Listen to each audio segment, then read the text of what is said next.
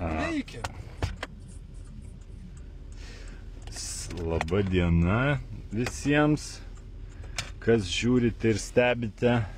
Čia, kad nenukristų, gal iš čia įdėti, iš čia gali įdėti. Bet man reikės matyti kartu, ar žmonės pasijunginėja.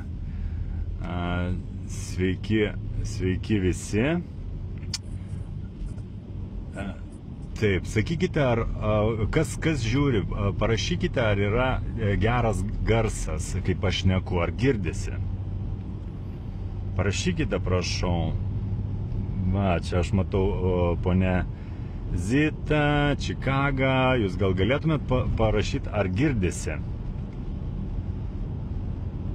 Iki Čikagos garsas nuėjo. Tai vadinasi, girdisi teisingai, suprantu.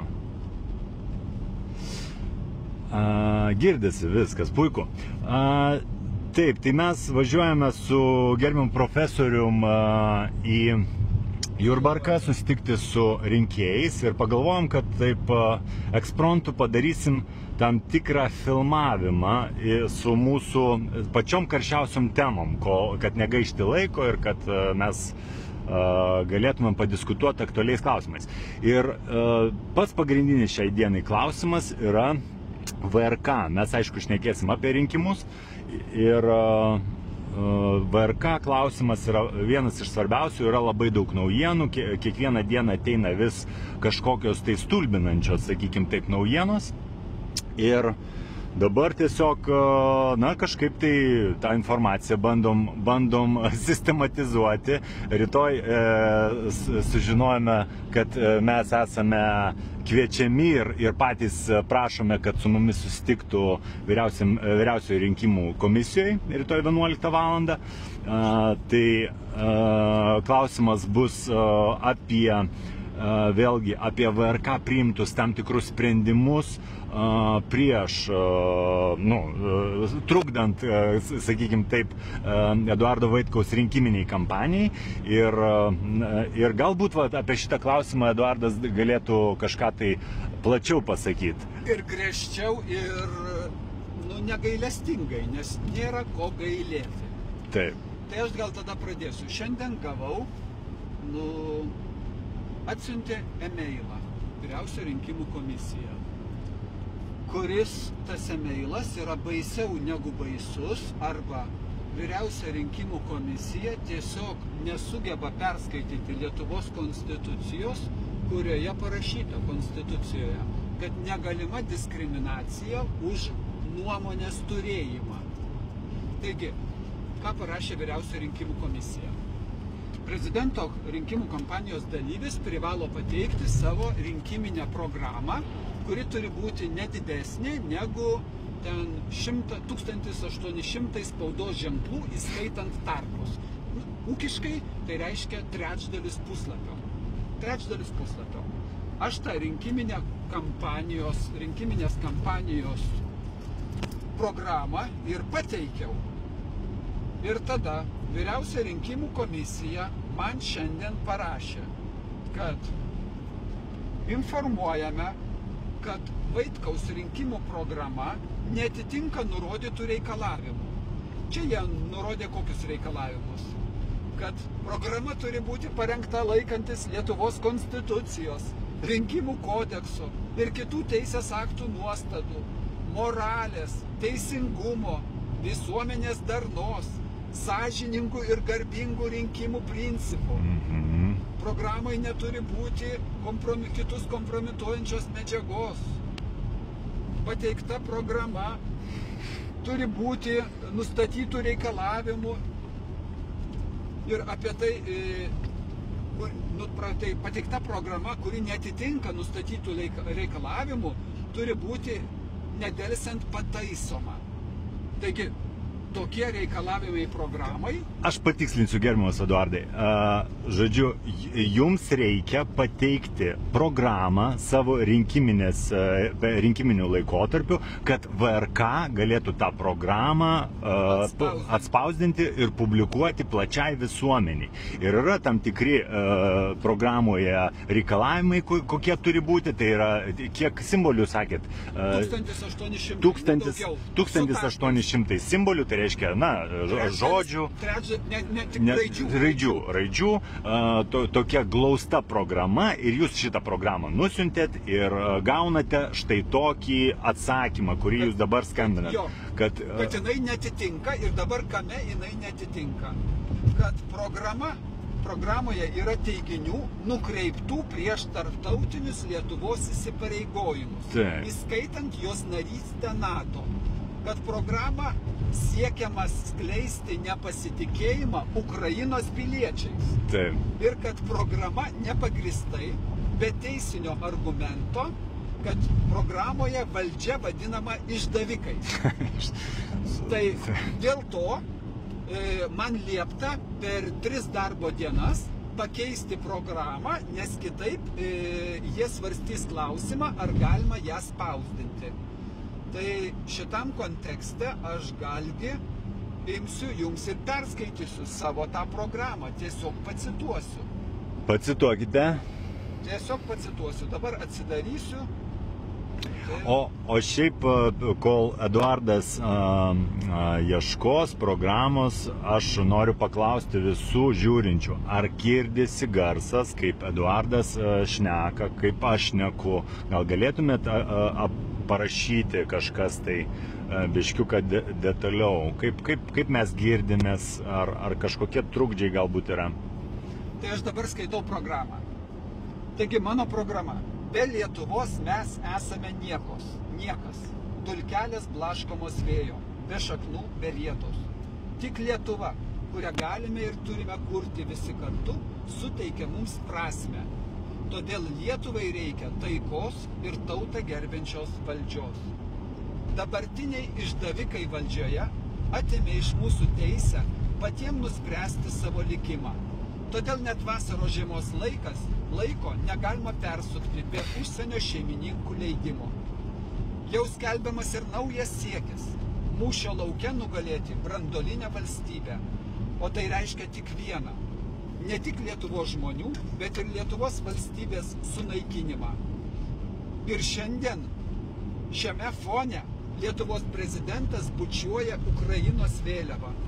Ukrainos piliečiams viešai leidžiant nesilaikyti Lietuvos įstatymų. Ar mes čia esam svetimi? Mano siekis sugrąžinti Lietuvą Lietuvos žmonėms, kad jie patys nuspręstų atsisakyti Lietuvos savarankiškumo ir pasiduoti Briuselio biurokratų maloniai, ar ne? Atsisakyti finansinės nepriklausomybės lito, ar ne? Dalyvauti agresyvaus karinio bloko NATO, siekiančio sunaikinti Rusiją veikloje, ar ne? Kariauti Amerikos proxy karą Ukrainos teritorijoje, ar ne? Juk visi svarbiausi Lietuvos gyvenimo klausimai turi būti priimti Lietuvos žmonių. Dabar tokia teisė iš mūsų atimta. Tačiau mes galime ir turime prisiimti atsakomybę už savo ir už savo tėvynės likimą, o nelaukti turtingo ar gero šeimininko malonės. Lietuva neparduodama ir neparsiduoda. Gana. Tai iš tikrųjų, tai, ką aš išgirdau, čia yra 1400 simbolių. Jo, ten 1600 ir kažkiek tai, taip. Tai aš, ką išgirdau, man neužstrigo nei vienas žodis, kad jis ir juridinių požiūrių, ir šiaip ausiai neužstrigo nei vienas žodis, kad jis kažkoks tai yra, necenzūrinis, ar kažkoks tai sakykime, kažkoks tai žeminantis kažką. Tiesiog išvardinti teisingi visi pagrindiniai punktai, ką jūsų nuomonė reikėtų dabar Lietuvai prioriteto tvarka padaryti. Kas yra ir ką reikėtų padaryti. Taip. Taip. Tai vadinasi, šita programa, kurią jūs dabar perskaitėt, jinai VRK nuomonė yra netinkama ir parašė konkrečiai, dėl kokių priežasčių ji yra netinkama, o netinkama dėl to, kad jinai kaip VRK traktuoja, jinai paneigia tarptautinius įsipareigojimus NATO, taip pat gali žeminti kitus kandidatus kažkaip. Ne. Skatina nepasitikėjimą Ukrainos piliečiais. Skatina nepasitikėjimą Ukrainos piliečiais.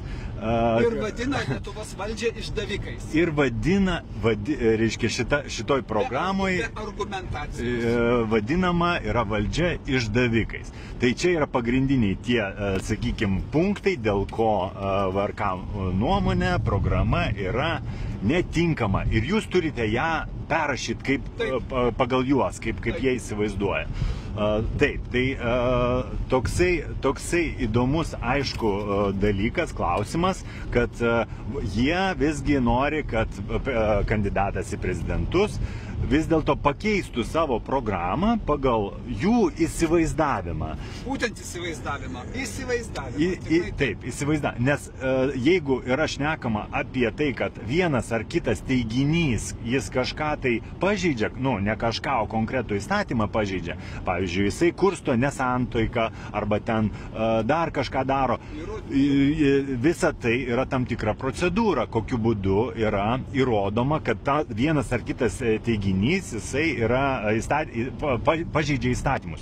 Dabar aš ką matau, tai yra jų nuomonė, kad jūs pakeiskite tokius ir tokius teiginius, nes jie mūsų manimų yra netinkami, bet jie nenurodo konkretaus įstatymo, kuriuo remiantis jie parašo tik tai bendrus principus. Tai yra bendri principai, kad neva tai pažeidžia tarptautinius įsipareigojimus, kokius tarptautinius įsipareigojimus, visą kitą. Mažvydai, ar galiu įsitelpsiu šitoje vietoje? NATO. Mes atsidūrėm NATO dėl vyriausybės sprendimo. Ne visi Lietuvos žmonės referendume nusprendė, bet vyriausybės sprendimo. Dabar, pagal visus teisės aktus, jeigu 24 metai mes turim kovo mėnuo, jeigu kovo mėnesį Lietuva pareikštų, kad vyriausybės sprendimu, kad jie nebenori būti NATO nariais, po 1 metų tai būtų įteisinta, išlaikant visus tempus, teisės aktus, viskam išlaikant visas teisinės normas. 25 metų kovo mėnesį mes galim nebebūti NATO nariais. Ir mes turim tokią teisę. Šitą teisę numatytą stojimo sutartį. Praėjus 20 metų po buvimo NATO, šalis turi teisę pareikšti savo nenorą būti toliau NATO sudėtinė dalim. 20 metų tos teisės nebuvo. Po 20 metų dabar ta teisė atsirado ir jokių teisės aktų mes čia nepažeidžiam. Tai norus Vyriausios rinkimų komisijos. Tai Vyriausia rinkimų komisija, šnekant konkrečiai apie išstojimą iš NATO kaip tokią galimybę, jie teigia, kad jūsų programoje tam tikri punktai pažeidžia tarptautinės įsipareigojimus ir tarsi jūs kalbėti apie tai, kad 25 metais yra galimybė išstoti, kad jeigu norėtumėm, jūs apie tokią teisę net negalite kalbėti, todėl kad ji iš esmės prieštarauja NATO aljansui, prieštarauja ar dar kažkaip. Tai aišku, labai sunku iš tikrųjų suprasti logiką šitų teiginių, bet pasižiūrėsim, rytoj galbūt mes turėsim dar kažkokių tai įdomių dalykų, išgirsime. Mažvydai, aš dar įsiterpsiu. Užtat Vyriausių rinkimų komisijai paskambinęs, aš pasakiau, kad aš nesuvokiu, ką jie šitam rašte parašė. Aš tiesiog nesuvokiu, nes, nesakiau, kad tai yra kliedesys, nes būtų nemandagu. Bet aš pasakiau, kad aš nesuvokiu ir aš tikiuosi, kad jie man galės paaiškinti konkrečiais žodžiais, konkrečiais įstatymais, ką mano frazės kažką pažeidžia ir man išaiškins ir aš suvoksiu, kad Ukrainos piliečiai Lietuvoje turi būti suteikta pirmumo teisė ir daugiau teisių negu Lietuvos piliečiam. Nes vienu aš remiausi vyriausybės sprendimu. Ukrainos piliečiam Lietuvos teritorijai galima važinėti su mašinomis, kurios nepraėjusios technikinės apžiūros. Taip.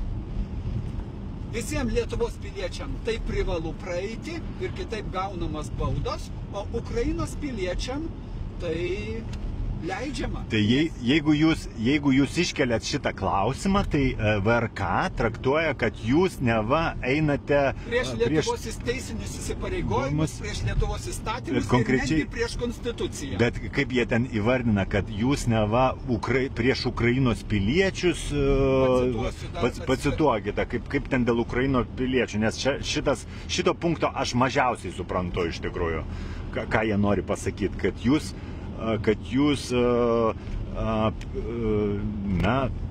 negražiai pasisakot apie Ukrainos piliečius. Taip, cituoju.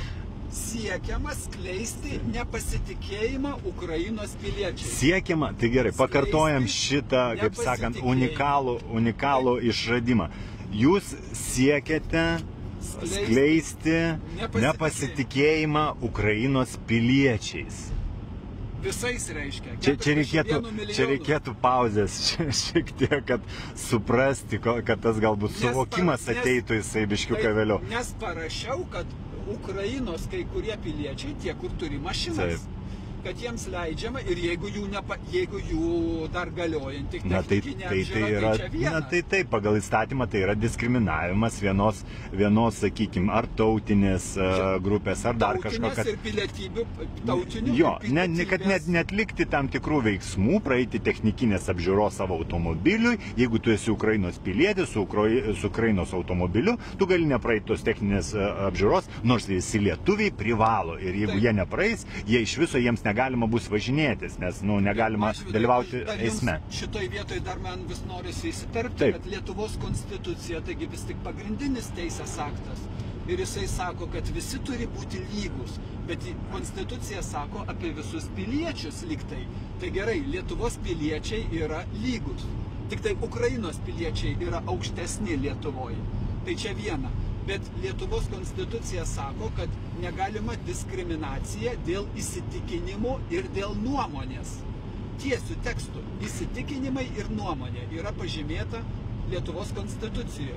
Na, tai visi šitie dalykai, aš manau, kad mūsų žiūrovams jie gerai žinomi. Bet VRK jie nesuprantami ir nežinomi. Tai kaip gali dirbti VRK, kuriai Mažvydai antradienį, vasario 27-ągi aš raštu pareiškiau nepasitikėjimą VRK. Taip. Jie per 3 dienas neatsakė skubiai į tą nepasitikėjimą, ar ne? Jie atsiuntė man raštą, kad aš privalau per 3 dienas pakeisti savo nuomonę, nes kitaip, kurią aš pareiškiau savo programoje. Taip, čia neįtikėtina. Tai gal jau gana? Neįtikėtina. Tai žodžiu, dabar mes, taip sakykime, labai sinchroniškai pereinam ir galbūt prie kito klausimo dėl tų elektroninių balsų rinkimo ir pažeidimo dėl visų šitų klausimų, kad susijęs su elektroniniu balsavimu.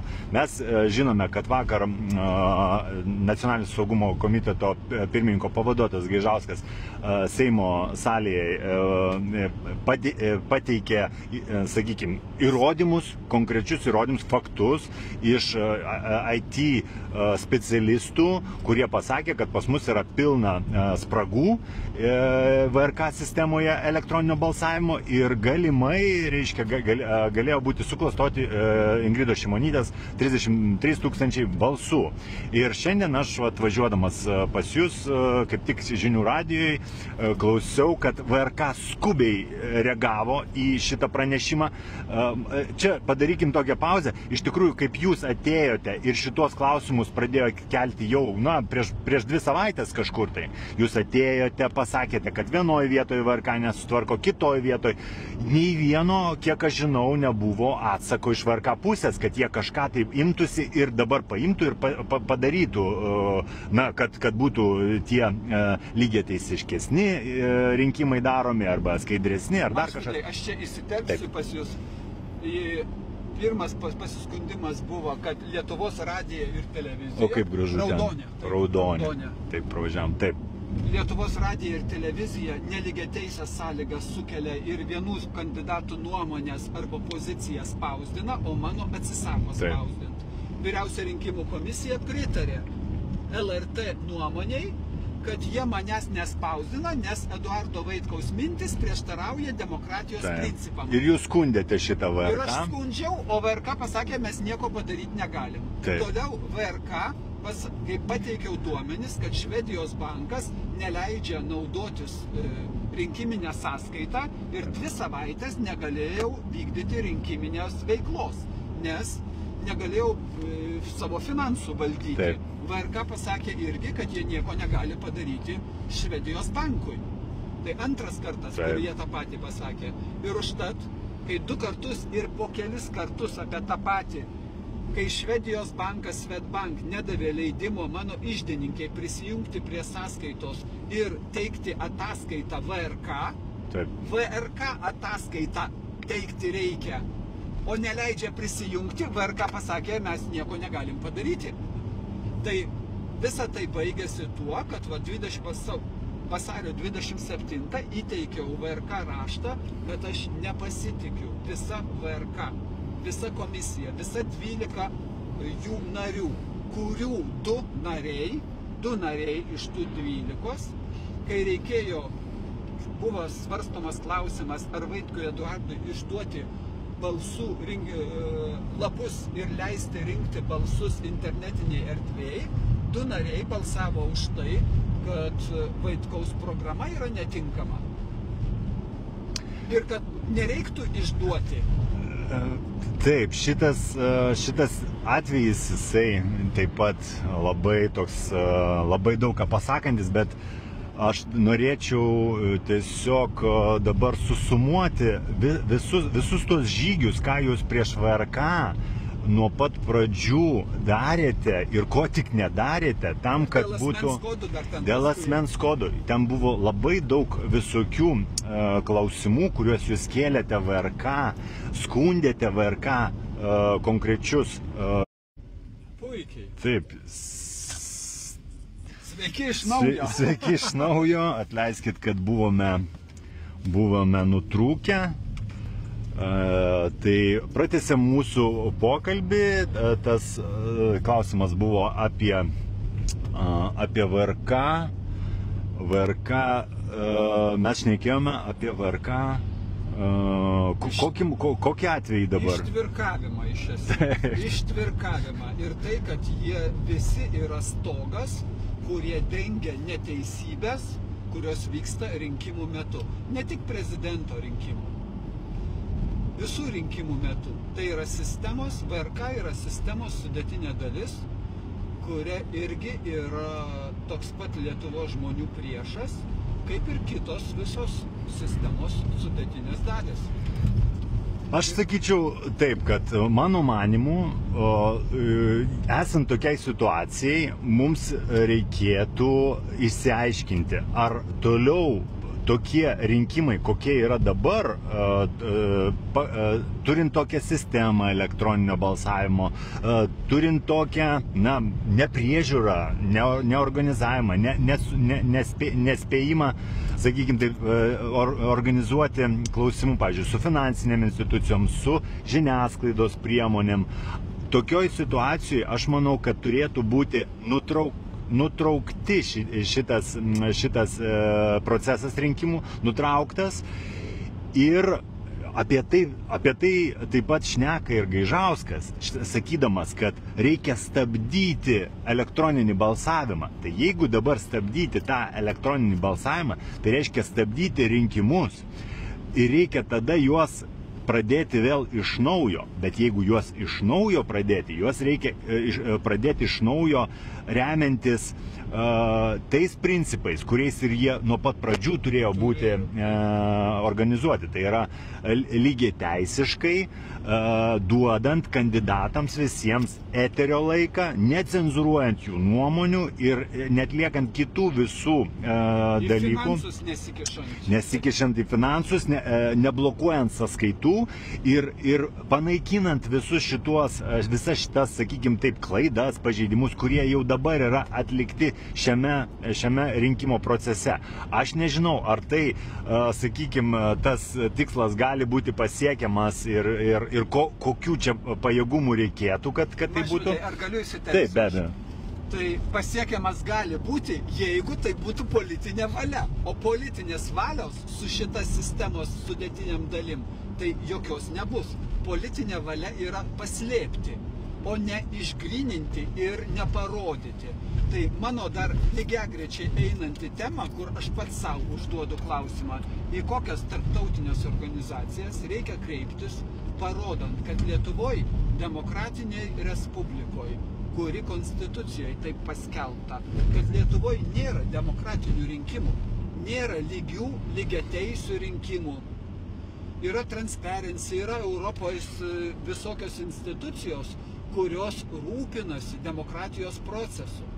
Tai gal reikia pasakyti viešai ir europinė mastelyje, kad karalius yra nuogas.